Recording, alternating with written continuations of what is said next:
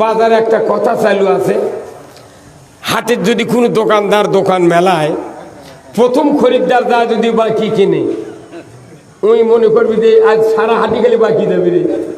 কথা বলেন না বারে, কি তাই না ভাই? যারা ব্যবসা করেন, আমি 24 বছর ব্যবসা করছি কাপড়ের, আমি নিজে একজন দর্জি। আমি কোনোদিন প্রথম শেষ কোনো খরিদ্দার রাত বিরেত নাই, সবাইকে দিয়ে দিছি। কিন্তু এখন হাজার হাজার দোকান আছে, তার দোকানদার বলে বউনি হয়নি, কয় বিসমিল্লাহ কইনি। যারা ইমানদার তারা কয় বিসমিল্লাহ কইনি। ভাই প্রথম বাকি দিলে এই বেল গোটাই বাকি দেবি মা। আমাকে ওই রকম এই কোরআন হয়ে গেছে ওই রকম। প্রথম আয়াত যখন বাদ দিছি, অন্য আয়াত যদি মৌলবীরা আসল কথাও কয় তখন মানুষ বুঝবার চায় না। কথা ঠিক কিনা? তাহলে আজকে কারা কারা কোরআন পড়া জানেন হাত তোলেন তো দেখি।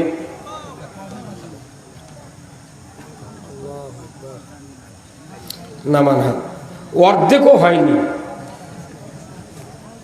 আপনি জানেন কিয়ামতের দিন এই কোরআন মানুষকে সুপারিশ করে জান্নাতে দেবে। সুবহানাল্লাহ। এত বড় কিতাব, আপনি কত নোবেল পড়লেন, কত কিতাব পড়লেন, কত কত নায়িকা নায়কের লেখা পুস্তক পড়লেন, কিন্তু কোরআন পড়লেন না। এই কোরআনের কত দাম! এই কোরআন একটা অক্ষর পড়লে 10টা নেকি। আল্লাহু আকবার। আলিফ লাম মিম কয় অক্ষর? আপনি শুনলেন, আপনারও 30টা নেকি হলো, আমারও 30টা। আচ্ছা, এত বড় অফার আছে, এত বড় অফার আছে ভাই। একটা সূরা ফাতিহার কতগুলো আয়াত, কোরআন শরীফের আয়াতে কতগুলো অক্ষর আছে। এক অক্ষর পড়লে যদি 10টা নেকি হয়, আপনি যদি ডেলি 4টা আয়াত পড়েন, তাহলে আপনার আমলনামার নেকি এত বাড়বে, আল্লাহ খুশি হবে। কোরআন যে পড়লো সেজন্য আল্লাহর সাথে কথা বললো। আপনি মাসাগত বসে থেকে, সাইজ তলত বসে থেকে কত গাল গপ্প, কত চাটি মারিচ্ছেন মানুষের সাথে, কি চেয়ারম্যান ভাই? আর কোরআন আপনার বাড়িতে আছে। স্ত্রী যেদিন বিয়ে করে আনছেন, সেই দিন স্ত্রী কোরআন নিয়ে বাপের বাড়ির থেকে আসছে। আপনার চাপে ওই কোরআন পড়া বাদ দিছে। কথা বলে পারে, আপনার চাপে হয়তো কেউ কেউ করছে মনে মনে, হুজুর দেখে আসছে নাকি রে, হসি তো তাই। ফজরের নামাজ পড়ে যদি আপনার বিছানায় বসে থেকে যদি স্ত্রী কোরআন পড়বার লাগে, তখন আপনি করছেন হে ওই ঘর যত। হ্যাঁ, তাহলে কেন? আপনার স্ত্রী মনের রাগে কোরআন পড়া বাদ দিছে। আপনি যখন স্ত্রী আনলেন বাড়ির, তখন আপনার স্ত্রীর মাথার কাপড় ছিল নাক সোজা। আপনি এইভাবে আস্তে আস্তে কোরআন না পড়া, এর করা না করা করাতে মানুষ আস্তে আস্তে ইমান দুর্বল হয়ে যায়। যে কোরআন পড়া শিখলো অথচ কোরআন আর পড়ে না, কোরআনের অর্থ বোঝে না, এই আস্তে আস্তে তার ইমান দুর্বল হয়ে যায়। কেউ যদি আলু লাগায়, আলুর যদি সার না দেয়, পানি না দেয়, আলুর গাছ কালো হয়, বড় হয় না, আরো খাটো হয়ে যায়। আপনি ইমান এনেছেন, কোরআন পড়লেন না, আপনার ইমান আস্তে আস্তে ডাবতে ডাবতে শেষে যা দেখে খালি কয়টা শিয়ার আছে, ওর একটা ধন্না নেই। তাহলে আসুন, এই কোরআনের কত দাম! আল্লাহ রসুল বলছেন, খায়রুকুম মান তাআল্লামাল কুরআনা ওয়া আল্লামাহু। আমার রসুল বলেছেন, তোমাদের ভিতরে সর্বোৎকৃষ্ট মানুষ তারাই যারা নিজেরা কোরআন শিখে আর অপরকে শিক্ষা দেয়। এখানে মানুষের ভিতরে উৎকৃষ্ট মান বানাচ্ছে আল্লাহ। আল্লাহ রসুল দিয়ে প্রকাশ করে দিয়েছেন, হে রসুল আপনি বলে দিন মানুষের ভিতরে তারাই উৎকৃষ্ট যারা নিজেরা কোরআন শিখে অপরকে শিক্ষা দেয়। এই যে 3টে ছেলেকে পাগড়ি দেওয়া হলো, আমি পাগড়ি বাঁধে দিলাম, আমার মিজানুর ভাই টুপি দিয়ে দিল, আপনার অবশ্য মনে মনে করছেন যা হারি ইনকে একটা বেটা যদি আমার হলো আওয়াজ দিয়ে কয় না বারে এখন যাই বিয়ে করেছে তাই তো খবর পেবেন না মনে মনে কি কিন্তু আপনাকে মনে মনে আফসোস হতে এরকম একটা ছেলে যদি আমার থাকতো তাহলে আমি ছেলেটা হাফেজ বানালে আজ মানুষের সম্মুখে আমাকেও মাথার টুপি দিয়ে দিত, আমার ছেলের মাথার পাগড়ি দিত, আমার জীবনটা ধন্য হয়ে যেত। আল্লাহর নবী বলেছেন ইজা মাতাল ইনসানু ইনকাতানুহু আমালু ইল্লা মিন সালাসাতিন ইল্লা মিন সাদাকাতিন জারিয়াতিন আও ইলমুহু ইয়ানতুবিহিন নাস আও ওয়ালাদুন সালিয়াদু লাহু। রাসূলের স্পষ্ট হাদিস। আমার নবী বলেছেন ও উম্মতেরা, মানুষ মরে যাবে, সমস্ত আমল বন্ধ হয়ে যাবে, মাত্র 3টা আমল জারি থাকবে। দরিকন সুবহানাল্লাহ। কয় আমল? পৃথিবীর জমিনে শত শত নেক আমল আমরা করি, সব আমল স্থগিত হয়ে যাবে মৃত্যুর পর, কিন্তু 3টা আমল কিয়ামত পর্যন্ত জারি থাকবে। 1 নাম্বার সদকায়ে জারিয়া, মাদ্রাসা, মসজিদ, স্কুল, কলেজ, টিউবওয়েল, রাস্তা, পুকুর, বৃক্ষরোপণ, এইগুলি কিয়ামত পর্যন্ত দাঁড়িয়ে দাঁড়িয়ে থাকবে। আমার রাসূল বলেছেন 1টা টাকা, 10টা টাকা, 1 মণ ধান, 10,000 টাকা। দুনিয়ার কোনো মানুষ যদি একটা মাদ্রাসা ছাদ করে দেয়, বিল্ডিং করে দেয়, কিয়ামত পর্যন্ত ওই বিল্ডিং কংক্রিট অবস্থায় দাঁড়িয়ে থাকবে, মানুষটা কবরে যাবে। আমার রাসূল বলেছেন যত কোটি ছাত্র মাদ্রাসায় লেখাপড়া করবে তামাম সব ওই আমলনামায় ওই দাতা সদস্যের গৃহীত হবে। উনি যা কব্বর শুয়ে আছে, মাদ্রাসা একটা ছাদ দিয়ে কব্বর লিবাম না হা করে শুয়ে আছে, একটা চিন্তা হবে না, সোয়াবের লালা পরে দেবি।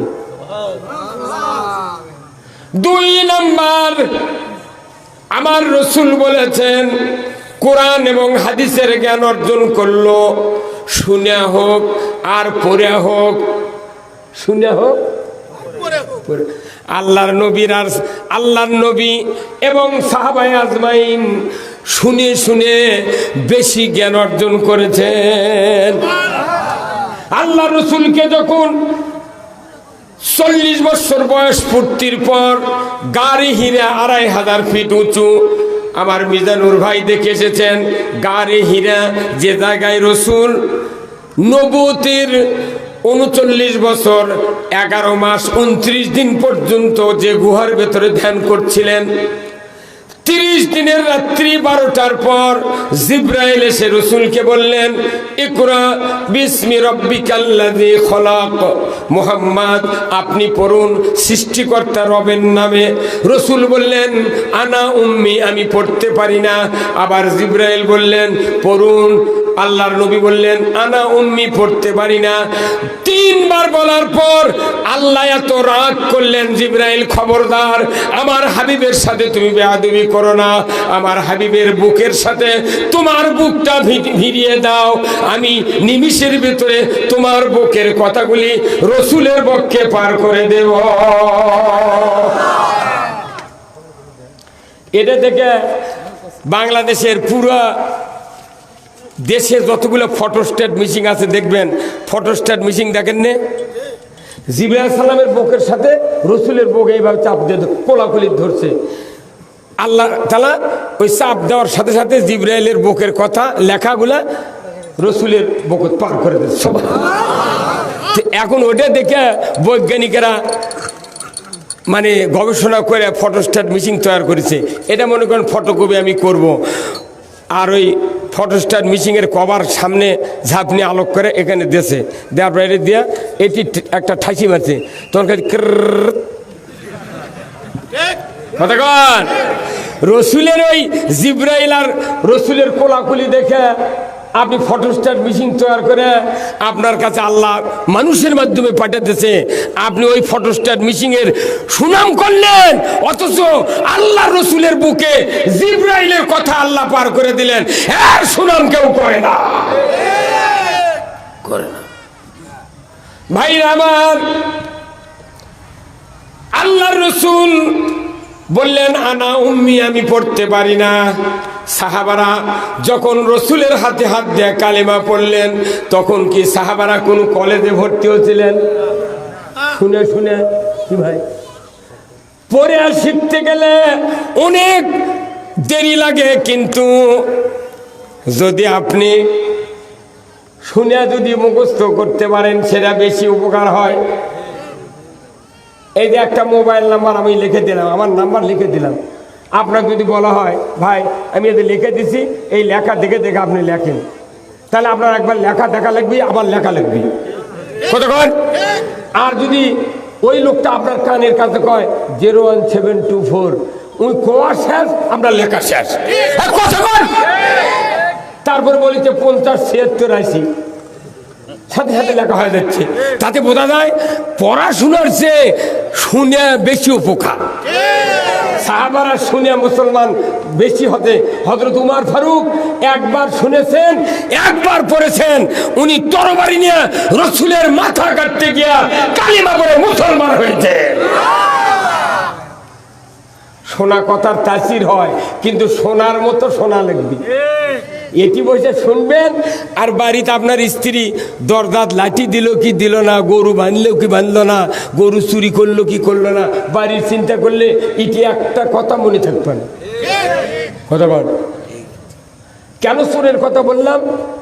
আমরা এই বাংলাদেশের মানুষ এখানে আছি, চুরি চোর বাংলাদেশ আছে না নাই?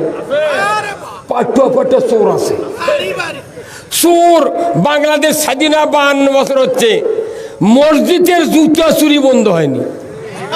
কথা বলে যতই চেয়ারম্যান হোক, এমপি হোক, মন্ত্রী হোক, আইন হোক, মসজিদে যদি কেউ নামাজ পড়ে নতুন স্যান্ডেল নিয়ে যায়, ওর জুতা নিয়ে মসজিদে ঢোকা লাগবে।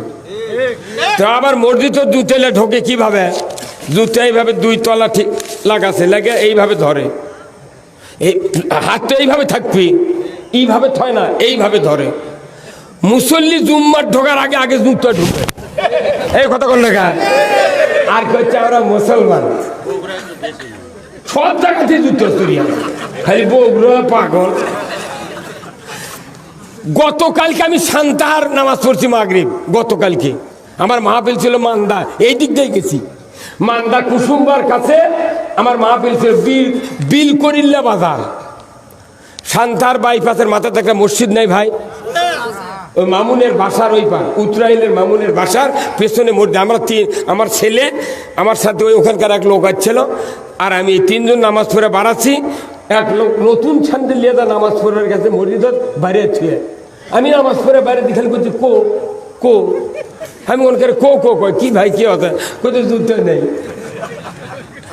তাহলে ওই চেয়ারম্যান সাহায্য করছে আমাকে বগুড়াত বেশি, সান্তাহার বগুড়া, কিন্তু কিন্তু নওগাঁর ভাব লাগে ওটি। কোরআন যদি বুঝতাম, আমার দেশে একটা হুন্ডা রাস্তা 1 বছর পরে থাকবে, নেওয়ার কোনো লোক থাকতো না। আপনি নামাজ পড়ে কি করবেন, রোজা করে কি করবেন? আপনার আইন যদি চুরি বন্ধের আইন না থাকে, লাভ কি? লাভ কি? জেনা বন্ধের আইন নাই, চুরি বন্ধের আইন নাই, দুর্নীতি বন্ধের আইন নাই, পর্দার আইন নাই, নামাজের আইন নাই। এটা আমরা এখন আছি, এটা ক্রস মুসলমান। কি ক্রস? অর্ধেক আল্লাহর, অর্ধেক শয়তানের। কথা বল। ক্রস মুসলমানের জন্য জান্নাতে যাওয়া সম্ভব হবে না, অরিজিনাল মুসলমান হতে হবে। অরিজিনাল মুসলমান হতে গেলে আমি যতগুলি কথা বললাম, এখন আমি আপনাদেরকে কোরআনের ভেতর নিয়ে যাব। কি শুনতে রাজি আছেন? মারহাবা। ভাই আপনারা কি বেজার হচ্ছেন? কোরআনের কথা হলো 1 নাম্বার। কি কথা? কুল্লাহবিতু মিনহা জামিআ ফাইম্মা ইয়াতিআন্নাকুম মিন্নি হুদান ফামান তাবিয়া হুদায়া ফালা খাউফুন আলাইহিম ওয়ালা হুম ইয়াহজানুন। আল্লাহ রাব্বুল আলামিন সূরা বাকারার প্রথমের দিকেই বলেছেন, হে আদম বংশধর, পৃথিবীর জমিনে নেমে যাও, মিন্নি হুদান, আমার তরফ থেকে যে হাদায়াত বাণী যাবা, এই হাদায়াত বাণী তোমরা যদি এতাত করতে পারো, অনুসরণ করতে পারো, মানতে পারো, ফালা খাউফুন, তোমাদের ভয় নাই, ওয়ালা হুম ইয়াহজানুন, তোমাদের জন্য কোনো দুশ্চিন্তার কারণ নাই। ব্যক্তিতে, পরিবারে, সমাজে, রাষ্ট্রে, অফিস আদালত, কোর্ট কাছারি, অর্থনীতি, সমাজনীতি, রাজনীতি, জীবনের সকল ক্ষেত্রে যতগুলি বিধান দরকার আল্লাহ রাব্বুল আলামিন কোরআনে দিয়েছেন। এই কোরআন আসার পর কোনো মানুষের বিধান মানার কথা নাই। বিধান মানতে হবে কার? আল্লাহর। আজ এই কোরআন ছাড়া আসমানি কিতাব আরো কতটা? 103টা। 103টা আছে কোরআন, সহিফা আসমানি কিতাব আছে, জাবুর আছে, ইনজিল, তৌরাত, আর এটা হলো শেষ কিতাব। কোরআন যখন নাজিল হয়েছে তখন কোনো আসমানি কিতাব 103টা মানসুখ করা হয়েছে, স্থগিত করা হয়েছে। কোরআনের পর, কোরআন আসার পর কোনো কিতাবের ব্যবহার পৃথিবীর জমিনে হবে না। কি কথা ঠিক কিনা? তাহলে কোরআন আসার পর আসমানি কিতাব যদি স্টপ করে দেওয়া হয়, তাহলে কোরআন এখন ঘরে ঘরে আসে না নাই?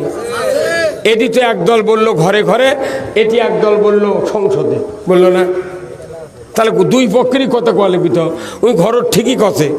এই বাংলাদেশে সবচেয়ে বড় মাদ্রাসা, কওমি মাদ্রাসা হাটহাজারী, নাম শোনেন? চিটাগাং হাটহাজারী মাদ্রাসার মনে করেন কমপক্ষে 72,000 কপি কোরআন আছে ওই মাদ্রাসা। এত বড় মাদ্রাসা। লালবাগ মাদ্রাসাতে ঢাকা কমপক্ষে 35,000 কপি কোরআন আছে। বগুড়া জামিল মাদ্রাসা আছে, ওখানে কমপক্ষে 22,000 কপি কোরআন আছে।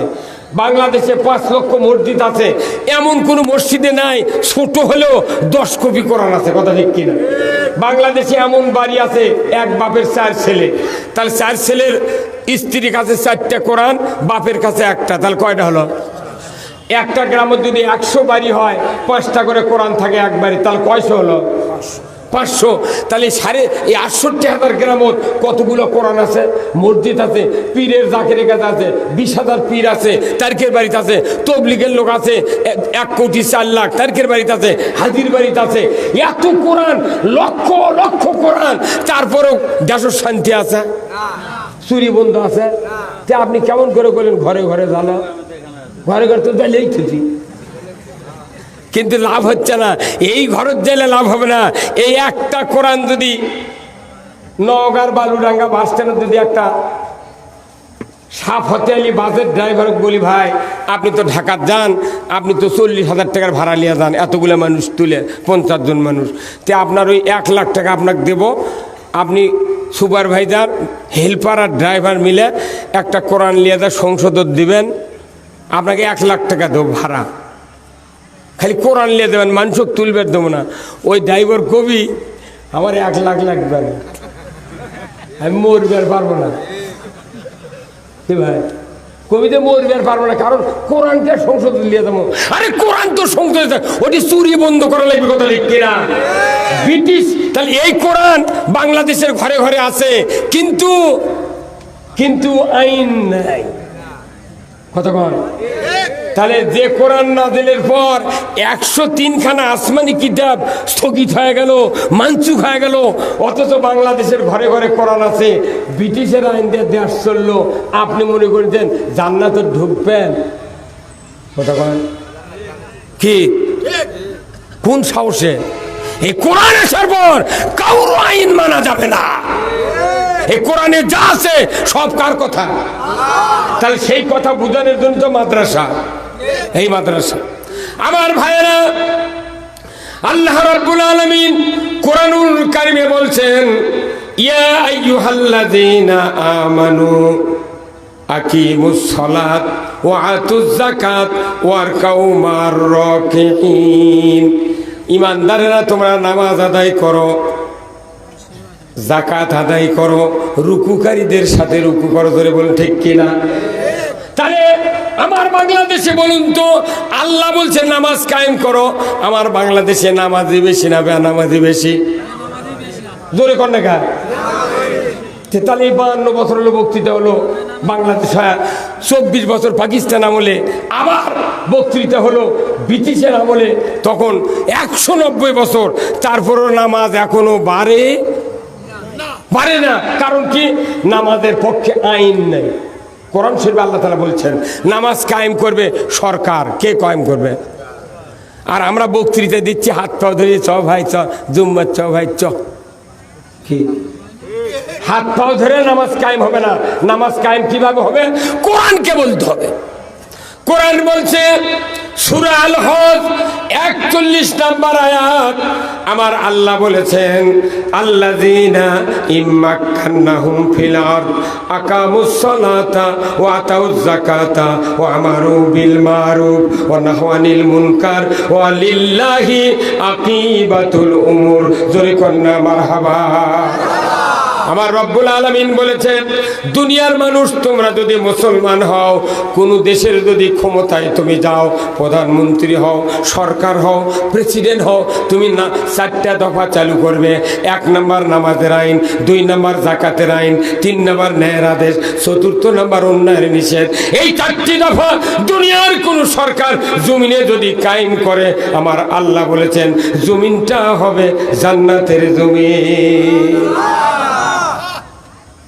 সরকার যদি আইন করে, আজকে বিকেল 5:30টায় যদি বলে দিতেন আমাকে প্রধানমন্ত্রী যে আজ থেকে বাংলাদেশের নামাজ আইনের মাধ্যমে কায়েম করা হলো, যে ব্যক্তি 1 ওয়াক্ত নামাজ কাজা করবে ফেতরা পরিমাণ 70 টাকা জরিমানা, 1 ওয়াক্তের জন্য 2.5 ঘন্টা হাজুর, তাহলে বেতের ধরে 6 ওয়াক্ত 15 ঘন্টা, আর 6 ওয়াক্তের জরিমানা হলো 420 টাকা।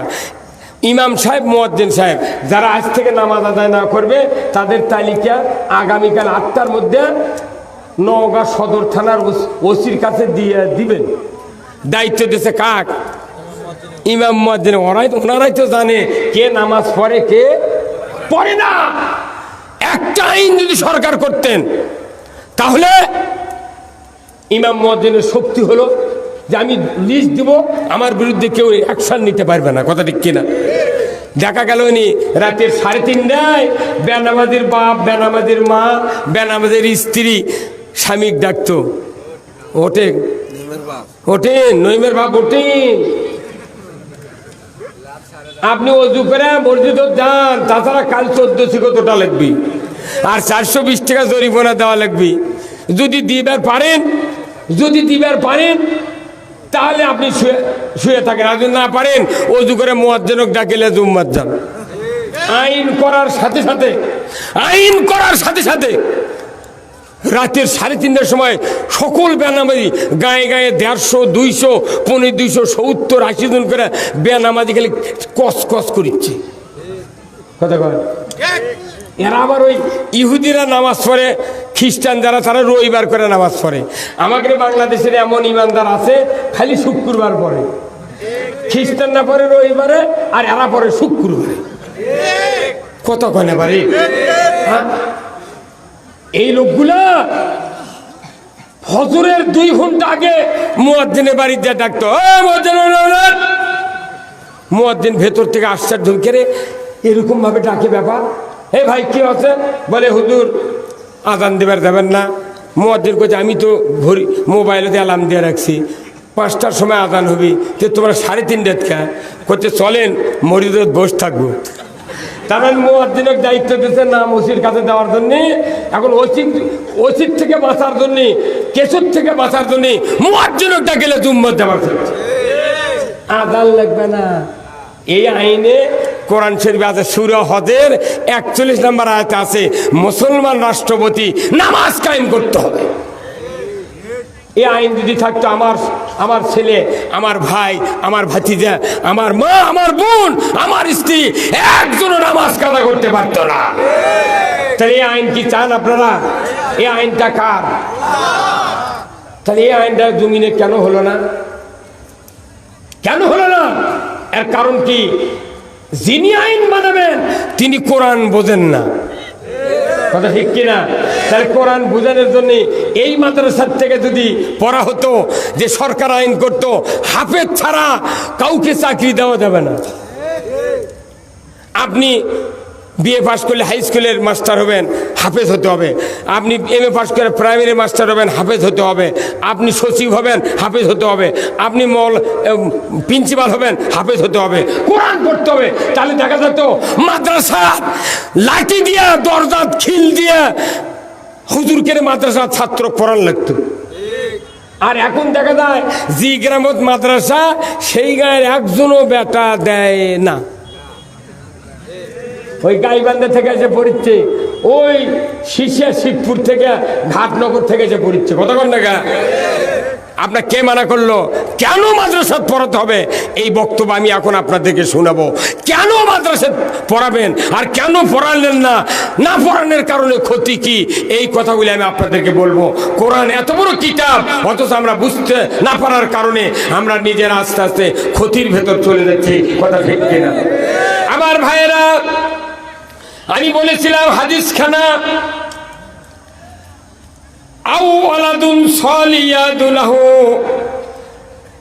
ও আমার উম্মতেরা, তোমরা একটা নেক সন্তান তৈরি যদি করতে পারো তাহলে কিয়ামত পর্যন্ত তোমার আমলনামায় সওয়াব যাবে। আমি মসজিদ করে দিতে পারলাম না, আমি মাদ্রাসা করে দিতে পারলাম না, আমি মানুষকে কোরআনের কথা বলতে পারলাম না, কিন্তু একটা সন্তান যদি হাফেজ তৈরি করি, আল্লাহর ইজ্জতের কসম ওই সন্তানের দ্বারা আপনার বংশের 10 জন জাহান্নামী ব্যক্তিকে সুপারিশ করে আল্লাহর জান্নাতে দেওয়ার পারমিশন কিয়ামতের ময়দানে আল্লাহ দিয়ে দিবে। এই মাদ্রাসার বয়স কত ভাই? 12 বছর। 12 বছর হলে বয়স কমপক্ষে, এই গ্রামের নাম কীর্তিপুর নাকি দাসকান্দি। এই দাসকান্দির যতগুলো মুসলমান আমরা বাস করি, দাসকান্দির এই 12 বছরে কমপক্ষে 36 জন হাফেজ হওয়া লাগবে। এই দাসকান্দি কি কথা কয়? কয়জন আছে দাসকান্দি হাফেজ? কয়জন? খালি 10-12 জন। তার ঘর আছে 100, বাড়ি আছে 100, প্রত্যেক বাড়ির একটা করে হাফেজ হওয়া লাগবে। কারণ কি? আসেন, আল্লাহর নবী বলেছেন মানুষ যখন মরে যাবে, মানুষ যখন মরতে লাগবে, অন্তিম শয্যায় শায়িত হবে, ওই সময় শয়তান বাবার শুরুতে ওই মৃত্যু শয্যা শায়িত ব্যক্তির ডান দিকে বসবে, অবিকল বাবার শুরুতে বসবে, মায়ের শুরুতে অবিকল ওই শয়তান ডান দিকে বসবে, বাম দিকে বসবে বাবার শুরুতে একজন, মায়ের শুরুতে বসবে ডান দিকে। এইবার বাবা বলবে, বেটারে 50 বছর মাথার ঘাম পায়ে ফেলে তোমাকে লালন পালন করেছি রে বেটা, আমি তোমাকে এত কষ্ট করে নিজে না খাইয়া তোমাকে খাওয়াইছি, নিজে ঈদের জামা না পরিয়া তোমাকে পড়াইছি রে বেটা, আমি মৃত্যুর সময় ইহুদি ধর্ম গ্রহণ করে মারা গেছি, তুমি ইহুদি হইয়া মরো। কথা শোনা যাবে? জোরে কোনো কথা শোনা যাবে? এরপরে মা বলবে, বেটারে 10 মাস 10 দিন উদরে ধারণ করেছিলাম, তোমাকে আমি ডেলিভারি করেছি রক্তাক্ত অবস্থায়, আমি তোমাকে 2.5 বছর দুগ্ধ পান করাইছি 13.5 মণ। একজন মানুষ প্রতিদিন হাফ কেজি দুধ আমরা পান করেছিলাম, মায়ের বুকের দুধ। তাহলে 2.5 বছরে 13.5 মণ দুধ আমরা খাইছি। ওই মায়ের শুরুতে শয়তান বলবে, 5 বছর মেথরের কাজ করেছি রে বেটা, কঠিন শীতের ভেতরে কাপড় যখন প্রস্রাব করে ভিজিয়ে দিয়েছিলে, তখন সারা রাত বুকের উপর করে তোমাকে শুয়ে ঘুম পাড়াইছিলাম রে বেটা, আমি মরণের সময় নাসারা ধর্ম গ্রহণ করে মারা গেছি, তুমি নাসারা হইয়া মরো, তোমার ভালো হবে। বলুন তো, 2 দিকে 2 শয়তানের কথাকে শোনা যাবে? যাবে? তাহলে ওই সময় আপনার বাঁচাবে কে? মৃত্যুর সময় অবশ্যই শয়তান এসে ওয়াসওয়াসা দিবে। পীর হলে মৌলবি হোক আর বক্তা হোক, প্রিন্সিপাল হোক আর বড় ধরনের নেতা হোক না কেন, শয়তান আসবেই। তাহলে ওই সময় আপনাকে আমাকে বাঁচাবে কে? আমার তো হাত পাও লড়ে না, হাত লড়লে না চর মারমু। কি তাহলে কি হচ্ছে ওই সময় অসহায় অবস্থায় আমার রসুল এর ব্যবস্থা করে দিয়েছেন। আমার রসুল বলেছেন, ও পৃথিবীর উম্মতেরা, তোমরা নিরাশ হয় না, নিরাশ হয় না। তোমাদের যদি একটা সন্তানকে কোরআনের হাফেজ বানাও, আলিম বানাও, তুমি যদি মুত্তাকি পরহেজগার বানাও, কোরআন প্রেমিক বানাও, মরণের সময় ওযু করার পর যদি তোমার ওই কলিজার টুকরার সন্তান তোমার শিহরে বসে যদি জাকান্দানি শুরু হয়ে গেছে, এমন সময় যদি পড়তে পারে সূরা ইয়াসিন, বিসমিল্লাহির রহমানির রহিম, ইয়াসিন ওয়াল কুরআনিল হাকীম, তেলাওয়াত শুরু হয়ে গেল। মৃত্যুর যন্ত্রণা যখন শুরু হয়ে যায়, মানুষের জবান বন্ধ হতে পারে, কিন্তু কানের শ্রবণ শক্তি কমে না, অন্তরের বোধ শক্তি কমে না। আপনার আমার যখন সন্তান শিহরে বসিয়া যখন সূরা ইয়াসিন তেলাওয়াত করতে থাকবে, তখন আপনি মনে মনে বলবেন, এই তো আমার সেই সন্তান যাকে দাসকান্দি হাফিজিয়া মাদ্রাসাতে আমি মাথায় করে টোপলা নিয়ে গিয়েছিলাম, বাক্স নিয়ে গিয়েছিলাম, ব্যাগ নিয়ে আমার সন্তানকে 3.5 বছর 4 বছর পরে হাফেজ বানাইছিলাম। এই তো আমার সেই ছেলে যে আমাকে কোরআনের ইয়াসিন সূরা শোনাতে লেগেছে। এইবার যখন বাবার মনে এইরকম জল্পনা কল্পনা শুরু হবে, আর সাথে সাথে এই দুই দিকের দুই শয়তান কোরআন পড়ার কারণে 7 কিলো বেগে ভাগিয়ে যাবে। মাজরা পোকার ওষুধ দিলে মাজরা পোকা বন্ধ হয় না ভাই? তাহলে মরার সময় শয়তানক তারার ওষুধ হচ্ছে এই কোরআন। এখন আপনার একটা বেটা কোরআন পড়ে পারে না, বেটার বউ পারে না, আপনার স্ত্রী পারে না, তাহলে পারে কে? মসজিদের মুয়াজ্জিন, মাদ্রাসার হুজুর। এখন জাকান্দানি শুরু হচ্ছে, আপনার বেটারা পড়ে পারে না, দৌড় মারছে মাদ্রাসার, যা দেখে মাদ্রাসার হুজুর ওই জমির ওই আলু তুলবের কাছে, তুই আলুর বিমত যাওয়া ডাকিয়ে না গোসল করে ওযু করে এই আস্তে আস্তে আজরাইল জানলিয়া ওই পাহাড়পুরের সড়কের মাথা পার হয়ে চলে গেছে। অথচ আপনি 3-4টা বাপের 3-4টা বেটার বাপ মনে করছেন পারে কেড়ে 4টে বেটা লাইটিলে খারাপ গায়ের মধ্যে দৌড়ে ঘরের মধ্যে উঠছি। ওই গায়ের মানুষ দমন করার জন্য ওই বেটা বানাছে। কিন্তু আপনার একটা বেটা যদি হাফেজ হতো, মরণের সময় কোরআন শোনাতো, আমার রসুল বলেছেন যখন শয়তান ভাগিয়ে যাবে, আল্লাহর নবী বলেছেন শয়তান ভাগিয়ে গেল, ওই সময় আমি রসুল মদিনার রওজা থেকে এসে সৌভাগ্যশীল উম্মতকে আমি বলবো, আমার সৌভাগ্যশীল উম্মত, তোমার ভাগ্য এতই না ভালো, জন্মানোর সন্তান তোমাকে কোরআন মরণের সময় শোনায় দিল, শয়তান ভাগিয়ে গিয়েছে, আমি রসুল তোমার সামনে হাজির হয়েছি, আমার চেহারা দেখো, আর তুমি কালিমা পড়তে পড়তে মরণের কোলে ঘুমিয়ে যাও। আল্লাহর নবী বলেছেন, যে ব্যক্তি স্বপ্ন যুগে আমি রসুল আমার চেহারা দেখলো, আমি রসুল বলে দিচ্ছি ওই ব্যক্তির জন্য জাহান্নামের আগুন হারাম হয়ে গেল। তাহলে মরণের সময় রসুলকে দেখবেন, যদি একটা বেটা কোরআন পড়নেওয়ালা বানান, এখানে কার কার বেটা হাফেজ আছে হাত তোলেন তো দেখি। ওরে বাবা রে বাবা, আচ্ছা যেহেতু হাফেজ নাই, তাহলে জানাজা কি আপনাকে বেটা টেটা কেউ করে পারবি জানাজা? যেহেতু মৌলবি নাই, হাফেজ নাই, কোরআন পড়নেওয়ালা নাই, জানাজা করারও মরত্ব আচ্ছা, জানাজার নিয়ত আছে, সানা আছে, সানা আবার জাল্লা সানা উকে পড়া লাগবি, উই জীবনে জুম্মাতি জানা সানা পড়ে না, উই আবার কি পড়বি? কত কর? তাহলে জানাজা করার মতো সন্তান নাই, এটা হচ্ছে পিতার জন্ম ব্যর্থ, বাপ হিসাবে ব্যর্থ। রসুল বলেছেন ইমানের মৃত্যু হয়ে গেল। আল্লাহর নবী বলেছেন দুনিয়ার কোনো মানুষের যদি একটা সন্তান হাফেজ হয়, ওই সন্তান যদি জানাজার মুসল্লায় দাঁড়িয়ে যায়, বাবার খাটনির সামনে পেছনে 2000 মানুষ 4000 মানুষ দাঁড়িয়ে গেছে, তখন লোকেরা বলতেছে বাবা তোমার বাপের জানাজা কে করবে? জনম দুঃখিনী মা বাবার যোগ্য সন্তান যদি হাফেজ হয়, আলিম হয়, কোরআনের পাগল হয়, ওই সন্তান বলবেন আমার আব্বা আমার মায়ের জানাজ আমি নিজে করব। আল্লাহর নবী বলেছেন দুনিয়ার কোনো মাতা পিতার জানাজা যদি তার নিজের সন্তান যদি জানাজায় দাঁড়িয়ে যায়, নিজের সন্তানের জানাজার ইমামতি আর অপরের সন্তানের ইমামতি আকাশ পাতাল কম বাড়া। মনে করেন আমার একটা হুন্ডা আছে কিংবা একটা গাড়ি আছে, মাই করো কার, এর যে অন্য মানুষ ড্রাইভারিলি, এই জায়গা মিজানুর ভাই ড্রাইভার তো নিজের সন্তান নয়, অন্য মানুষ টাকা দিয়ে গাড়ি কিনছেন আমার মিজানুর ভাই, আর চালাচ্ছে আর একজনের বেটা, রাস্তা খারাপ, ওই কি গ্যাপ ধরবি, ওরই মধ্যে হঠন হট গলিয়ে দিবি কতক্ষণ টাকা। তাহলে সন্তান হলো আপনার, আপনার বাবার জানা, তার বাবার জানাজা যখন করতে লাগবে, আমার রসুল বলেছেন সন্তান জানাজা যদি নিজে বাপের করে, তার জানাজার ভালোবাসা ভালো আর মহব্বত অন্যের বাবার জানাজা অন্যের সন্তান করলে ততখানি মহব্বত হবে না।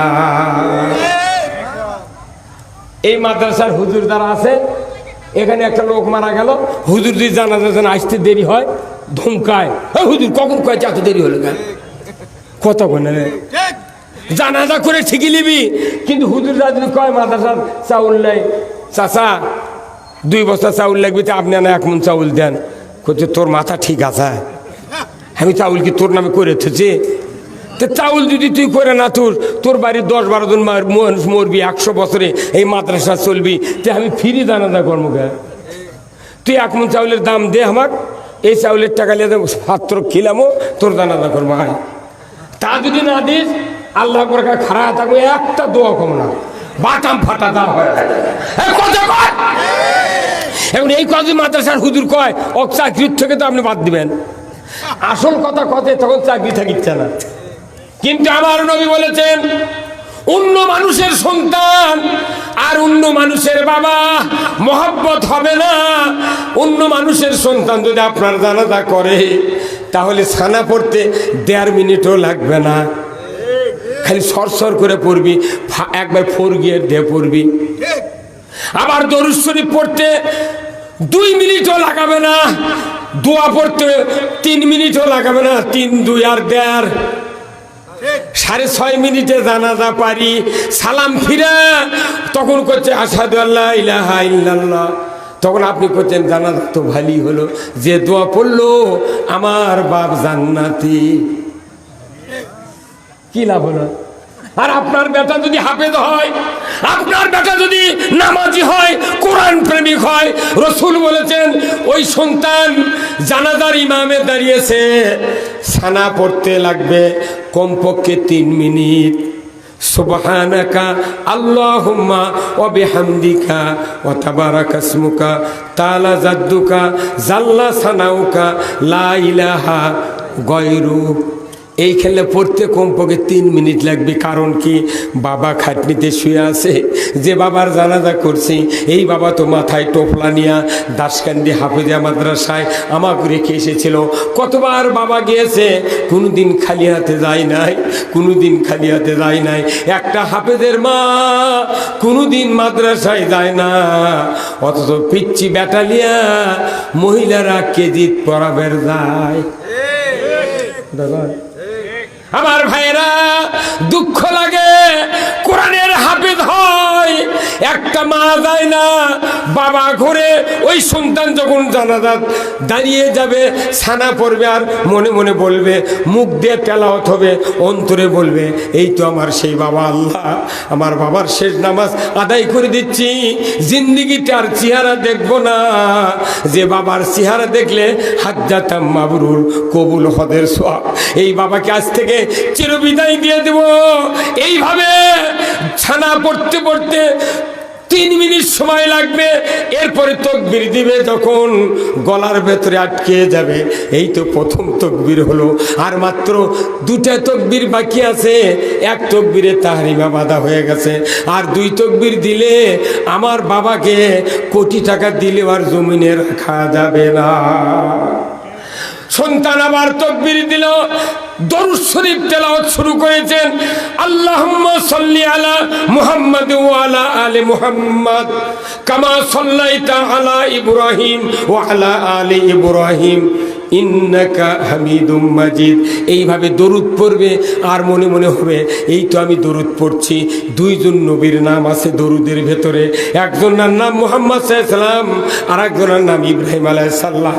আল্লাহ গো, ইব্রাহিম আলাইহিস সালামের মা পাহাড়ের গুহার ভেতরে প্রসব করেছিল। 14 দিন পর ইব্রাহিম আলাইহিস সালামের মা পাহাড়ের গুহার ভেতরে ঢুকে সন্তানের মরদেহ দেখার জন্য গিয়েছিলেন।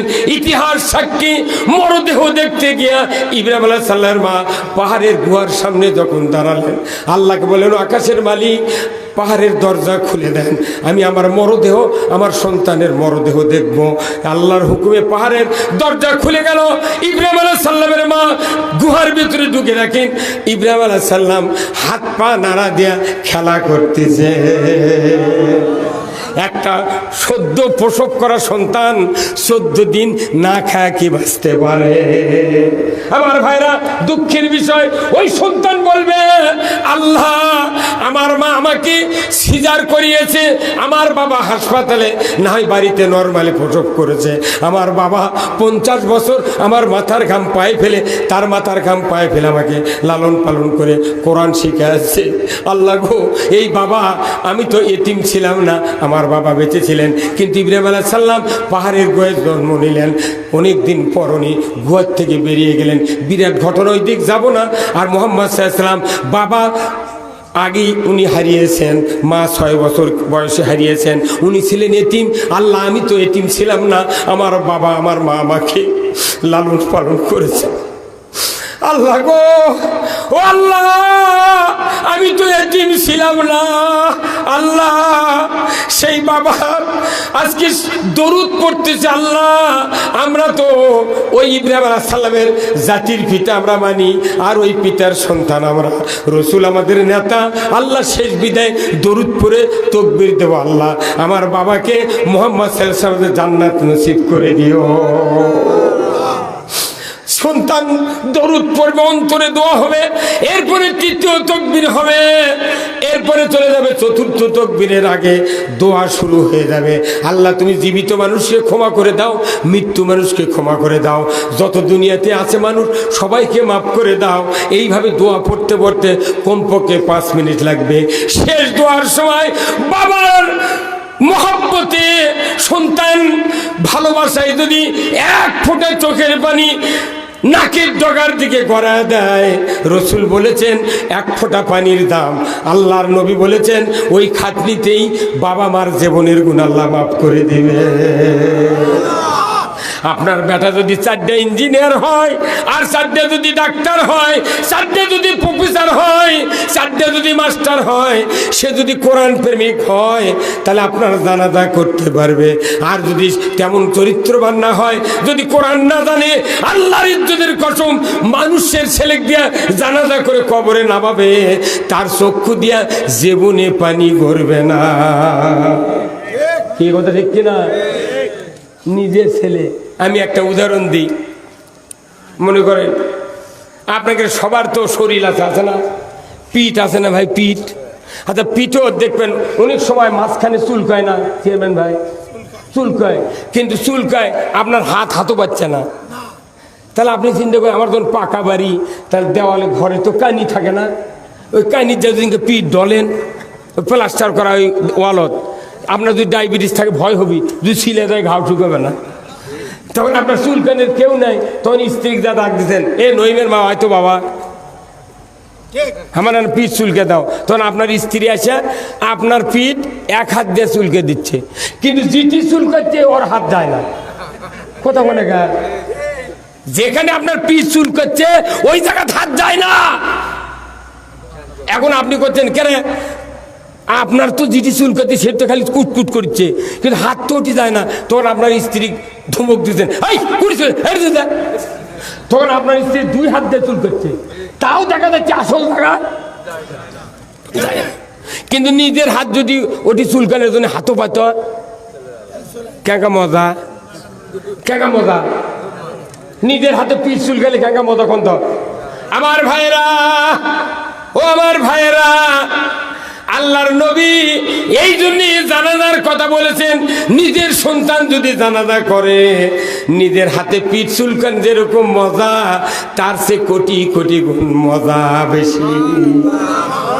আমার রসুল বলেছেন, যদি কোনো হাফেজ সন্তান কারু হয়, মৃত্যুর পর দাফনের পরের দিন থেকে যদি 41 দিন কোরআনের সূরা ইয়াসিন বাবা মায়ের কবরের পাশে দাঁড়িয়ে 41 দিন যদি তেলাওয়াত করতে পারে, আল্লাহর ইজ্জতের কসম, নবী বলেছেন ওই পিতামাতার কবরে আযাব আল্লাহ তাআলা কিয়ামত পর্যন্ত মাফ করে দেয়। আপনি মরার পর 4-5 দিন 15 দিন কবর দিয়ে করে যায় বেটারা, সূরা ইয়াসিন জানা নয় কি বলবি কতক্ষণ। আপনি ব্যথা কর কত কত কোচিং করে কত বড় বড় শিক্ষিত বানালেন, কিন্তু এটি বাড়ির কাছে দাসকান্দি মাদ্রাসা, কেউ খবর নেয় না। হ্যাঁ, আপনার ঠিকই ব্যথা আছে, ওটি দিচ্ছেন না, কৃষক দিচ্ছেন না। হাফিজের পড়ালে বেতন নেই। খালি একটা হাফেজের মুয়াজ্জিনি বেতন যদি খালি 70,000 টাকা মাস হতো, একটা হাফেজের যদি ইমামতির বেতন 1 লক্ষ টাকা হতো, খালি মসজিদের মোতাল্লি আর কেশিয়ারের বেটার অত্যাচারে একটা হাফেজ চাকরি পেত না। মসজিদের কমিটির লোক বলতো, বাবা তুই খালি আজান দেওয়া শিখত রে, চাকরি আছে আমি আছি। কথা বল না আপনারা, আপনারা একটু বসে আছেন কি যাতা মানুষ, তোরে ঠিক করলেন না কোন ঠিক কথা ঠিক কিনা? তাহলে একটা করে বেটা হাফেজ বানাবেন, মৃত্যুর সময় ইমানের মৃত্যু হবে, জানাজা করলে গুনাহ মাফ হবে, কবরত সূরা ইয়াসিন পড়লে কিয়ামত পর্যন্ত আযাব মাফ। কার কার ইচ্ছা আছে, যার বেটা ছোট আছে 7 বছর 6 বছর, কেউ বিয়ে করেনি, তাইও নিয়ত করেন আল্লাহ পুত্র সন্তান দিবে। মহিলা হলে মহিলাকে হাফেজা বানাবেন। আল্লাহু আকবার। কারা কারা কারা কারা চান একটু হাফেজ বানাবেন, একটু হাত তুলে কর। আলহামদুলিল্লাহ, আলহামদুলিল্লাহ, নামান হাত। ওই ভাই আবার হাত অর্ধেক তুলে আবার মাথা মুছিচ্ছে, উনি বুঝাবার চাচ্ছে আমি কোনো হাত তুলিনি। খুব সাবধান, হাত কে দেখলো? আমার আব্বার, আমরা 7টা বেটা, 7 জনাকি মাদ্রাসাত পড়াছে। আমার গ্রামত 700 বিঘা জমির গারস্থ আছে।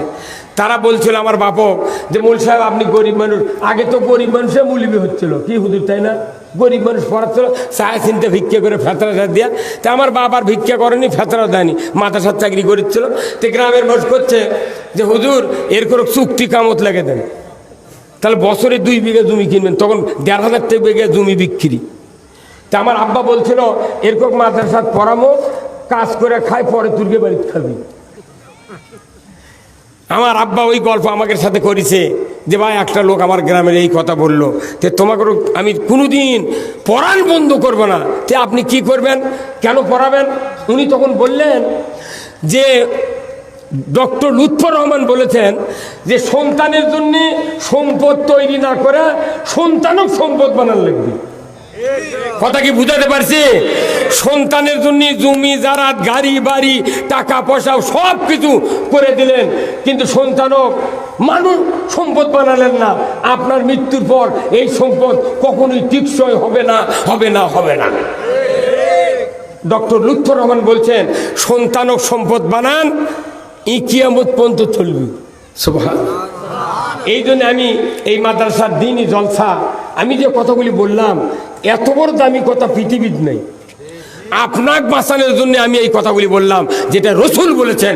আল্লাহু আকবার।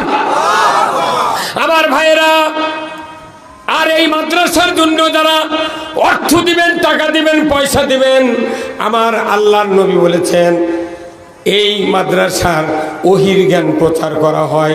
রসুল বলেছেন খয়রুকুম মান তাআল্লামাল কোরআনা ওয়া আল্লামা, যারা কোরআন শিখায় এবং যারা শিখাতে পারে না অর্থ দান করে, এরাও শিখানোর পর্যায়ে পড়ে যাবে। আল্লাহু আকবার। আল্লাহর নবী বলেছেন ওহির জ্ঞান প্রচারের জন্য যারা অর্থ খরচ করবে, চেষ্টা করবে, তারাও কিয়ামতের দিন রসুলের সাথে জান্নাতে থাকবে। তাহলে এই কথাটা রসুল আজ থেকে ১৫০০ বছর আগে বললেন, কিন্তু সন্তান তৈরি করতে পারলাম না। আমি আপনাদেরকে অনুরোধ করব, 4টা সন্তান আছে, 3টে আপনি জেনারেল শিক্ষিত বানান, আমার আপত্তি নাই। তবে সবচেয়ে উত্তম হলো 3 জনাকে আলিম বানান। যদি বলুন ঠিক কিনা? আমার ভাইয়েরা, সেই মাদ্রাসা দাসকান্দি হাফিজা মাদ্রাসা, এটা গেল দুনিয়ার থেকে কবর হাসর পর্যন্ত বাঁচার জন্য। তারপরে আপনার জন্য একটা অফার, 3টা সন্তানকে আমি 3টে হাফেজকে পাগড়ি দিলাম, মিজানুর ভাই টুপি পরিয়ে দিলেন।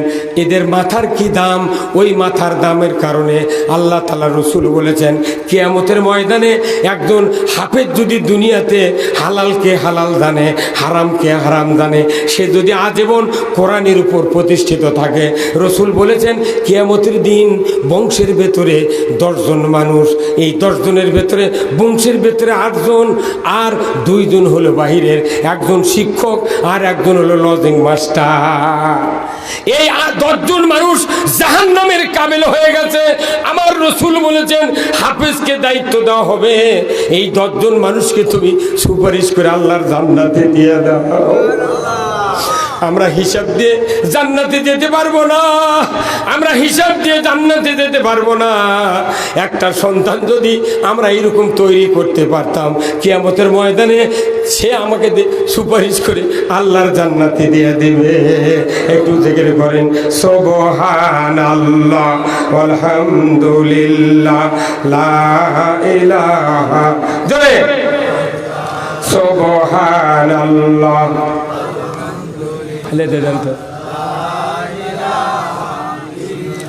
সবাই একটু জোরে কোন বারে, এই জিকিরের লস নেই।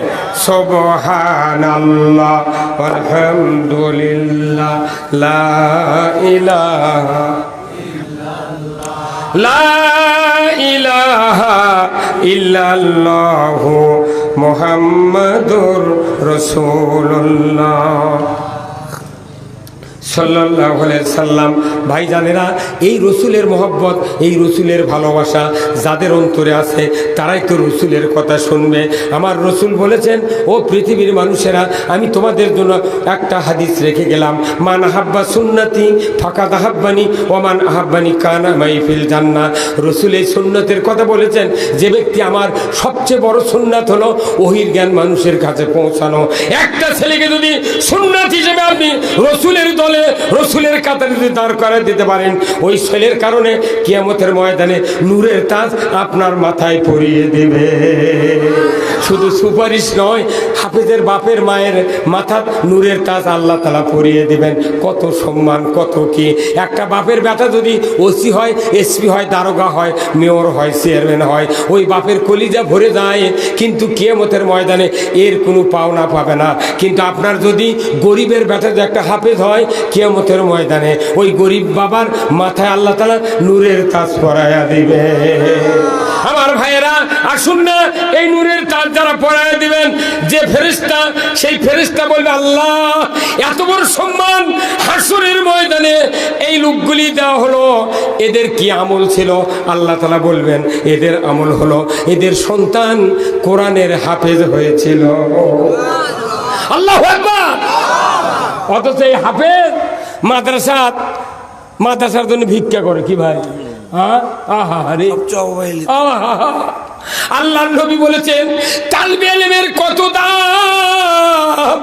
তালবে ইলম রাস্তা দিয়ে যখন হেঁটে হেঁটে লজিং মাস্টারের বাড়িতে যায়, আল্লাহ বলেন, রহমতের ফেরেশতারে, তোরা মাটিতে পাকা বিছায়া দে, আমার এই ইলম তলবকারী বান্দা মাটি যেন পায়ে না লাগে। একটা মানুষকে আর ভাত দিতে বেশি চাউল লাগে না। 10 জন মানুষ আছে, 10 জনের ভেতরে একজনের ভাত বাজে না, চলে যায়। এই মানুষটাকে ভাত দেওয়ার কারণে প্রতিদিন 6 বার আপনার বাড়ি ও রহমতের ফেরেশতা যাচ্ছে আসছে।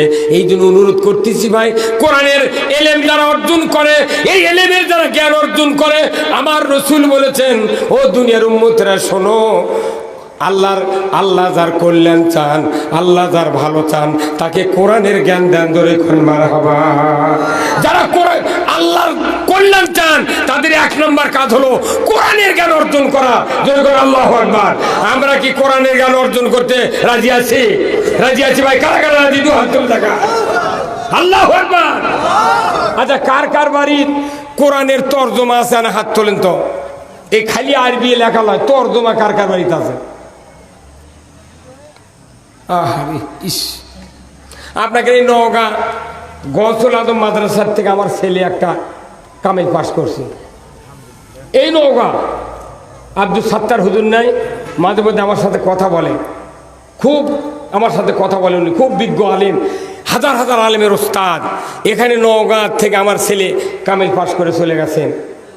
আমার ছেলে আপনার বেটা এটি বসে আছে মাদ্রাসার বারান্দা তো গেল না। কি লাভ? কি একটা বেটাক বানান ভাই, অনুরোধ করতেছি। আর আপনি বাড়ির বসে থেকে বাংলা লেখাপড়া জানেন, আরবি যদি পড়বেন নাও পারেন, আপনি অর্থ একবার ইমানদার জন্য পুরো কোরআনের অর্থ পড়া ফরজে আইন ধরে বলতে কেরা ফরজে আইন।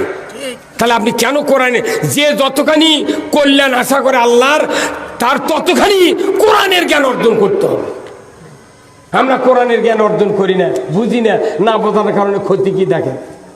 কি কালেকশন করা লাগবে নাকি? কোরআনের জ্ঞান অর্জন না করার কারণে বিশাল ক্ষতি হচ্ছে। এই কথা আমি বলবো একটু পরে। আমি এই জন্য আপনাদেরকে অনুরোধ করব, যারা মালদার আছেন, অর্থশালী বিত্তশালী আছেন, এই কোরআনের একটা মাদ্রাসা বিল্ডিং করতেছে, ছাদ নাই, ভালো ঘর নাই। যদি হাফেজদেরকে একটু উন্নত মানের ঘরে যদি লেখাপড়া শেখার অভ্যাস করেন, তাহলে এরা বাহিরে যা, এদের মন, এদের ইমান অনেক বড় হবে, এদের সাহসও বাড়বে। কথা দেখছি না?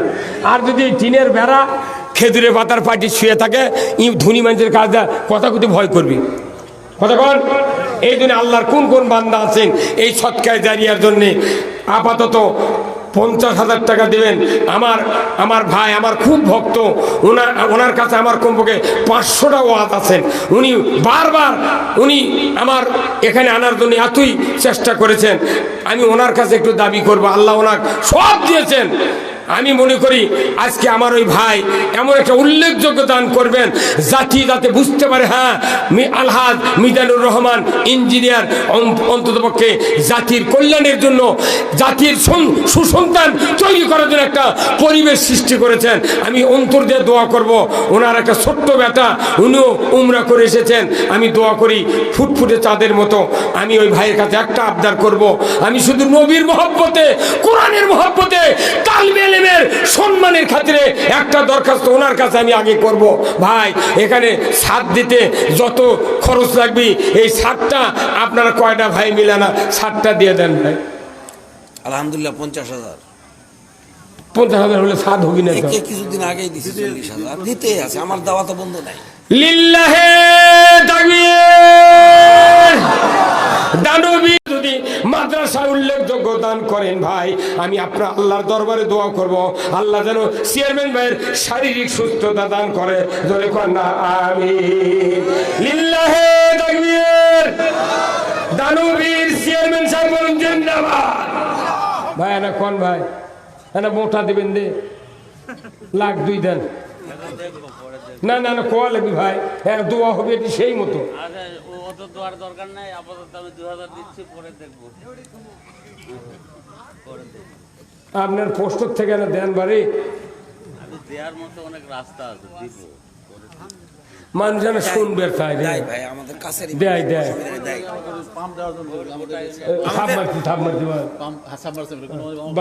হুজুর, উনি আমাদের খুব কাছের, অসুবিধা নাই, দিবে। লিল্লাহে তাকবীর। দানবীর চেয়ারম্যান সাহেব বলুন জিন্দাবাদ। জনাব মোহাম্মদ নাজমুল হক চেয়ারম্যান 2,000 টাকা যদি কম মারহাবা। যদি বেশি লাগে উনি আরো দিবেন। কথা ঠিক কিনা? আল্লাহ দান কবুল করে নেন। আল্লাহ তার বংশের ভেতরে যারা কবরে গেছে, কবরগুলিকে জান্নাতের বাগান বানায় দেন। আল্লাহ গো, মরণের আগে একটা বার আল্লাহ গো রসুলের দিদার নসিব করে দেন। ধরে কন আমিন। আমিনো আমিনো আল্লাহ আমিনো। দানকারীর জন্য আল্লাহ বেহেশতের হওয়া আমিনো। লিল্লাহে তাকবীর। আসুন আমার ভাইয়েরা, এখন আপনারা যারা আমার সামনে বসে আছেন সভাপতিকে একটু পরে ধরবো, একটু আসেন ভাই, আমি আপনার আল্লাহর দরবারে দোয়া করব। কোন মুরব্বী আছেন, কার কি অবস্থা আমি জানি না, তবে আপনারা জানেন নিজের হসফার অনুযায়ী আল্লাহর নবীর ঘর মাদ্রাসায় দান করবেন। এই দান পানিতে ডুববে না, আগুনে পড়বে না, এই দানের বিনিময়ে আল্লাহ তাআলা জান্নাত দিয়ে দিবেন। ধরে কন্যা আমিন। দান করিলে মাল কমে না, নেকির পাল্লা হয় ভারী, সেই নেকিতে গর্বে তোমার জান্নাতের ওই ঘর বাড়ি। আসুন না আমার ভাইরা, আল্লাহর নবীর ঘর মাদ্রাসার জন্য অর্থ দিবেন। যার নগদ নাই বাকি নামটা লিখে দিবেন, আমি দোয়া করব আল্লাহ তাআলা যেন। ভাই একটু একটু উঠে আসেন না, নগদ একটু দেন, আমি আপনাদের জন্য দোয়া করব আল্লাহ তাআলা যেন জানমালে বরকত দেয়া যায়। ধরে কোন আমি ওই জায়গাতে একটা স্লিপের টেবিল নিয়ে বসা লাগতো, তেঙ্গে মানুষ ভাই ওখানে স্লিপও আছে, যারা বাকি দিবেন লিখে দেন, পরে দিয়ে দিবেন, আমি দোয়া করব আপনাদের জন্য। নাম প্রকাশ করতে অনিচ্ছুক একজন 10,000 দিছে। আলহামদুলিল্লাহ। আরো আচ্ছা, নাম প্রকাশ করতে অনিচ্ছুক আল্লাহর এক বান্দা 10,000 টাকা ধরে গান মারহাবা, নারায়ে তাকবীর। আল্লাহ দান কবুল করে নেন, আল্লাহ তার 10,000 টাকা কবুল করে নেন, আল্লাহ তার হায়াত দারাজ করে দেন, আল্লাহ তার ক্ষেত খামারে বরকত দেন, আল্লাহ ব্যবসা বাণিজ্য করলে আল্লাহ আল্লাহ তার ব্যবসায় তারাক্কি আদা করে দেন। ধরে কন্যা আমিন। আমিনো আমিনো আল্লাহ আমিনো। জিহাদ 500, জিহাদ ভাই 500 টাকা আল্লাহ দান কবুল করে নেন।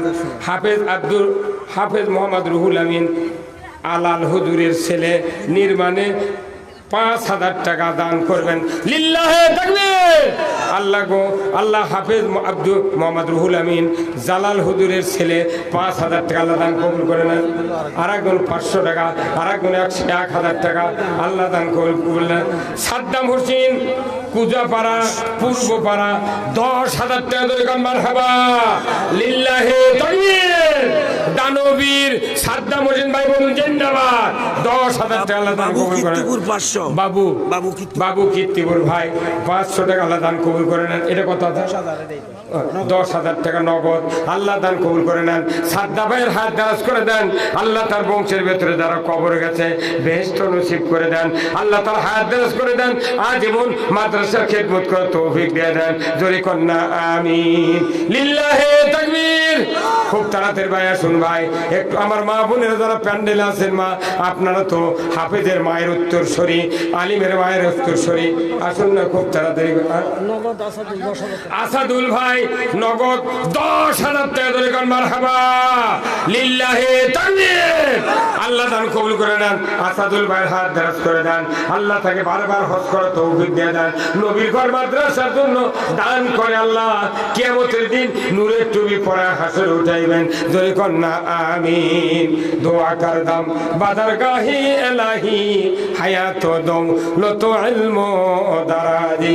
খুব তাড়াতাড়ি আসুন না আমার ভাইরা, আল্লাহর বান্দা বান্দিরা একটু এইদিকে এইদিকে, আল্লাহর বান্দা বান্দিরা একটু আসেন।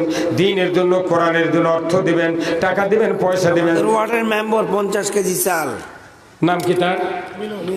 মিলন মেম্বার ভাই 50 কেজি চাল ধরে কোন মারহাবা, লিল্লাহে তাকবীর। আল্লাহ আমার মেম্বার ভাইকে আল্লাহ হায়াত দারাজ করে দেন, মানুষের খেদমত করার তৌফিক দিয়ে দেন। 50 কেজি চাল মাদ্রাসায় দান করেছেন, আল্লাহ আল্লাহ দানায় দানায় আপনি সওয়াব আর বরকত দিয়ে দেন। বংশের ভেতরে যারা জীবিত আছে সকলকে হায়াতে তয়্যিবা দান করে দেন। যদি বাপ মায়ের জন্য আল্লাহ দোয়া চায়, মায়ের জন্য দোয়া চায় আল্লাহ। মাজেদুর রহমান, আর মাজেদুর রহমান 1,000 টাকা বছর পর্যন্ত কাফের ছিল, উনি পূর্বে না এই দান। জোরে কন্যা আমিন। Amino amino.